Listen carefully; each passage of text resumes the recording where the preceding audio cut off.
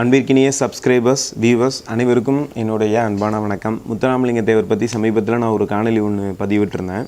அது இணையதளத்தில் நிறைய மக்களால் பார்க்கப்பட்டது, பகிரப்பட்டது. அது ரொம்ப மகிழ்ச்சி. அவருடைய வாழ்க்கையை பற்றி பேச போகும்போது நிறைய பேர் தெரிஞ்சுக்கணும் அப்படின்னு சொல்லி விருப்பப்படுறாங்க. ஆனால் ஒரு முழு பதிவில் அவர் வாழ்க்கையில் இருக்கிற எல்லா விஷயத்தையும் நம்ம சொல்ல முடியாது இல்லைங்களா? அதனால் அவர் வாழ்க்கையில் சொல்லப்பட வேண்டிய பக்கங்கள் நிறைய மக்களுக்கு தெரியாமல் போகுது. அதை எடுத்து படித்து பார்க்கும்போது நமக்கு ரொம்ப வயிற்றுச்சலாக இருக்குது, இதெல்லாம் தெரியாமல் போயிடுச்சேன்னு சொல்லி.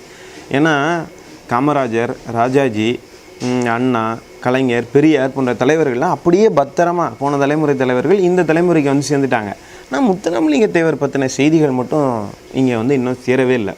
அதை கொண்டு வரணும்னு சொல்லி அதை படிக்கும்போது யாருக்காக இருந்தாலும் ஒரு ஆர்வம் வரும் இல்லையா? அந்த ஆர்வம்னு வச்சுக்கோங்க. ஆனால் இப்போ நான் முத்துராமலிங்க தேவர் பற்றி ரெண்டாவதாக ஒரு பதிவு போடும்போது நிறைய பேர் முடிவு பண்ணியிருப்பீங்க, இவன் தேவரோட சப்போர்ட்டர், இவன் அந்த ஜாதியை சேர்ந்தவனாக இருப்பான், அதனால தான் அவரை பற்றி ரெண்டாவதாக மறுபடியும் இணையதளத்தில் பேசுகிறான் அப்படின்னு சொல்லி நீங்கள் எல்லாம் நிறைய பேர் முடிவு பண்ணியிருப்பீங்க. ஒரு உண்மை நான் அவருடைய சப்போர்ட்டரும் கிடையாது, அவருடைய ஜாதியை சேர்ந்தவனும் கிடையாது.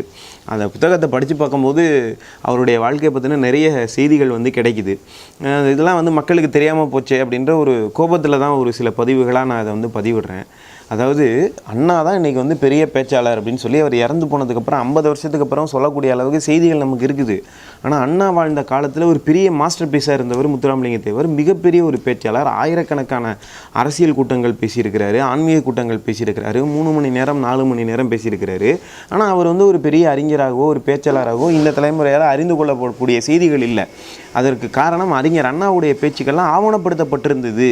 சரியா? அவர் பேசுகிறது இன்றைக்கும் சிடியாக கிடைக்குது, அடிக்கடி இணையதளத்தில் பார்க்க முடியுது. ஆனால் முத்துராமலிங்க தேவர் பற்றி அந்த மாதிரி தேடி பார்த்தா ஒன்றுமே இல்லாத மாதிரி பண்ணி வச்சுருக்கிறாங்க.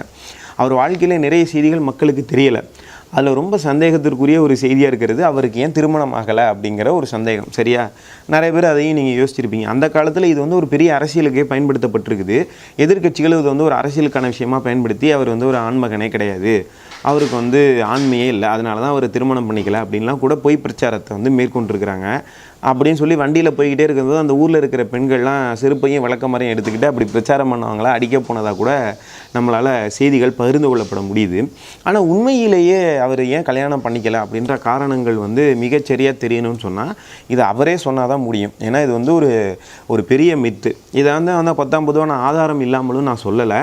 காவியா நிறுவனம் வெளியிட்டிருக்கக்கூடிய பசும்பொன் சரித்திரம் அப்படிங்கிற புத்தகம், காவியா சண்முகசுந்தரம் எழுதிய புத்தகத்தில் இது சம்மந்தமான செய்திகள் இருக்குது. அதனால் நான் இதை சொல்கிறது நான் நூலாதாரத்தோடு தான் சொல்ல போகிறேன் அப்படிங்கிறதையும் நான் முதல்ல நேயர்கள்ட்ட சொல்லிக்கிறேன். அதாவது அவரே சொன்னால் மட்டும்தான் இதுக்கான உண்மையான காரணம் அப்படிங்கிறது நமக்கு தெரியும், அவருக்கு ஏன் திருமணம் ஆகலை அப்படின்னு சொல்லிட்டு. இந்த செய்தியை நமக்கு யார் பகிர்ந்து கொள்கிறார் அப்படின்னு பார்த்தீங்கன்னா, நினைவுகளில் நம்முடைய எஸ் ராஜேந்திரன் அவர்கள், லட்சிய நடிகர் இருக்கார் இல்லையா, அவர் பகிர்ந்துக்கிறாரு. அவருக்கும் தேவர் அவர்களுக்கும் ஒரு நல்ல ஃப்ரெண்ட்ஷிப் இருக்குது. ஒரு நாள் பொங்கல், தைப்பொங்கல், தை 1. அப்போ எஸ்எஸ்ஆர் தன்னுடைய ஸ்டுடியோவில் வேலை பார்க்குற எல்லாருக்கும் பொங்கலும் புத்தாடையும் பணமும் கொடுக்கறது வழக்கம். அந்த மாதிரி அவர் கொடுத்துட்ருக்கிறாரு. அப்போ வேலூரில் இருக்கக்கூடிய ஒரு ஹாஸ்பிட்டலில் இருந்து தேவருக்கு சொந்தமான ஆட்கள் ஃபோன் அடிக்கிறாங்க. இந்த மாதிரி அவருக்கு உடம்பு சரியில்லைங்க, அவருக்கு ட்ரீட்மெண்ட் பார்க்கணும், ஆனால் அவர் ட்ரீட்மெண்ட்டுக்கு ஒத்துக்க மாட்டேங்கிறாரு, நீங்கள் சொன்னீங்கன்னா தான் ட்ரீட்மெண்ட்டுக்கு ஒத்துப்பேன் அப்படின்னு சொல்கிறாரு. அப்படின்னோடனே நடிகர் எஸ் ராஜேந்திரன் பதறிக்கிட்ட வேலூருக்கு போகிறாரு. ஒரு டிஃபன் கேரியரில் கொஞ்சோண்டு பொங்கல் எடுத்துகிட்டு போனோன்னா அந்த பொங்கலை முத்துராமலிங்க தேவர்கிட்ட கொடுக்குறாரு. அவரும் ஆசையாக வாங்கி சாப்பிட்றாரு. ஏன்னா இந்த மாதிரி ட்ரீட்மெண்ட்டுக்கு ஒத்துக்க மாட்டேங்கிறீங்களா அப்படின்னோடனே, பா எனக்கு ஒரு உதவி செய்யணும், அந்த உதவியை நான் கேட்குறதுக்கு முன்னாடி நான் ஒரு விஷயம் சொல்கிறேன் அப்படின்னு சொல்லிட்டு தான் ஏன் திருமணம் பண்ணிக்கலை அப்படிங்கிறத தேவர் எஸ்எஸ்ஆர்ட்ட ஷேர் பண்ணியிருக்கிறதாக செய்திகள் இருக்குது. நான் ஏன் கல்யாணமே பண்ணிக்கலன்னு உனக்கு தெரியுமா அப்படின்னு கேட்டிருக்கிறாரு. உடனே எஸ் ராஜேந்திரன் சொல்லியிருக்காரு, நீங்கள் ரொம்ப நாட்டு பற்றில் பயங்கரமாக தேச பணிகள்லாம் ஆற்றிட்டுருக்கிறீங்க, அரசியலில் இருக்கிறீங்க, அதனால் உங்களுக்கு மேக்ஸிமம் டைம் இல்லாமல் இருந்திருக்கும். ரெண்டாவது, நீங்கள் ரொம்ப ஆன்மீகத்துலேயும் ரொம்ப நாட்டமாக இருக்கிறதுனால திருமணத்து மேலே உங்களுக்கு வெறுப்பு வந்திருக்கலாம். எனக்கு தெரிஞ்ச இந்த 2 காரணங்கள் தான் இருக்கும், சரியா அப்படின்னு சொல்லிட்டு கேட்குறாரு. உடனே முத்துராமலிங்க தேவர் சொல்கிறாரு, அப்பா அதெல்லாம் உண்மையான காரணம் இல்லை, நான் பிறந்து சில நாட்களே என்னுடைய தாயார் இறந்து போயிட்டாங்க. உண்மையான காரணத்தை சொல்கிறாரு, இறந்து போயிட்டாங்க. என்னுடைய அம்மா மாதிரியே இருக்கிற ஒரு இஸ்லாமிய பெண்ணை கூட்டிகிட்டு அவங்க மூலமாக எனக்கு தாய்ப்பால் கொடுக்க வச்சாங்க. என்னுடைய தாய் தான் நான் வாழ்க்கையில் எனக்கு தெரிந்த முதல் பெண். ஆனால் என்னுடைய தாய் என்னை தொட்டு தூக்கி குளிப்பாட்டலை, என்னை தொட்டு தூக்கி என்னுடைய உடம்புக்கு அவங்க அலங்காரம் பண்ணி பார்க்கல, என்னை நெஞ்சோடு அரவணைக்கக்கூடிய பாக்கியம், என் உடம்பை தொட்டு ஸ்பரிசித்து அனுபவிக்கிற பாக்கியம் என்னுடைய தாய்க்கு கிடைக்கல. ஆனால் திருமணங்கிற பேரில் என் தாய்க்கு கிடைக்காத ஒரு பாக்கியம் இன்னொரு பொண்ணு அந்த பெண் வந்து என்னை அரவணைச்சு என்னோட தொட்டு ஸ்பரிசம் பண்ணி என் தாய்க்கு கிடைக்காத பாக்கியம் அந்த பெண்ணுக்கு போகிறத நினச்சாலே ஐயோ எனக்கெலாம் உடம்புலாம் நடுங்குது, எனக்கு அருவருப்பாக இருக்குது, என் தாய்க்கு கிடைக்காத அந்த பாக்கியம் இன்னொரு பெண்ணுக்கு கிடைக்கக்கூடாது, அப்படிங்கிறதுனால தான் நான் திருமணமே செய்து கொள்ளாமல் இருக்கிறேன் அப்படின்னு சொல்லி தன்னுடைய உள்ள கருத்தை நடிகர் எஸ்எஸ்ஆரிடம் அவர் சொல்லியிருக்கிறாரு.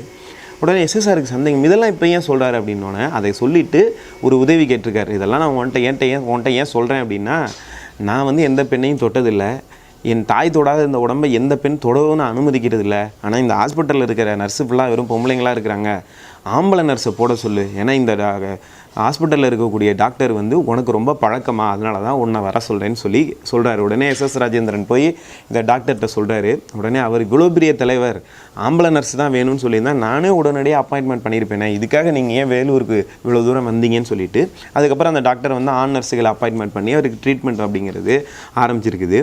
ஸோ நிறைய பேருக்கு முத்துராமலிங்க தேவருக்கு ஏன் திருமணம் ஆகவில்லை அப்படிங்கிற சந்தேகம் வந்து அவருடைய வாழ்க்கை வரலாறை பற்றி இன்ட்ரெஸ்டிங்காக தெரிஞ்சுக்கணும்னு நினைக்கிறவங்களுக்கு சந்தேகம் இருக்கும். சரியா? அதுக்கு தேவர் அவர்கள் சொன்னதாக இருக்கக்கூடிய ஒரே ஒரு வரலாற்று காரணம் இதுதான். இந்த செய்தியை உங்களோடு நான் ஷேர் பண்ணிக்கணும்னு நினச்சேன், இன்றைக்கி வந்து பண்ணியிருக்கிறேன். இது போன்ற 1000 செய்திகள், 1000 விஷயங்கள் இதயங்களில் அலைமோதி கொண்டே இருக்கிறது. உங்களோடு பகிர்ந்து கொள்ள வாய்ப்பு கிடைக்கிற போது அந்த விஷயங்களும் உங்களுக்கெல்லாம் ஷேர் பண்ணுறேன். இந்த சேனல் உங்களுக்கு பிடித்திருந்தால் சப்ஸ்கிரைப் பண்ணுங்கள். மீண்டும் ஒரு அடுத்த வீடியோவில் அனைவரையும் சந்திக்கிறேன். அன்பிற்கினே நண்பர்களே, நன்றி, வணக்கம். See you soon.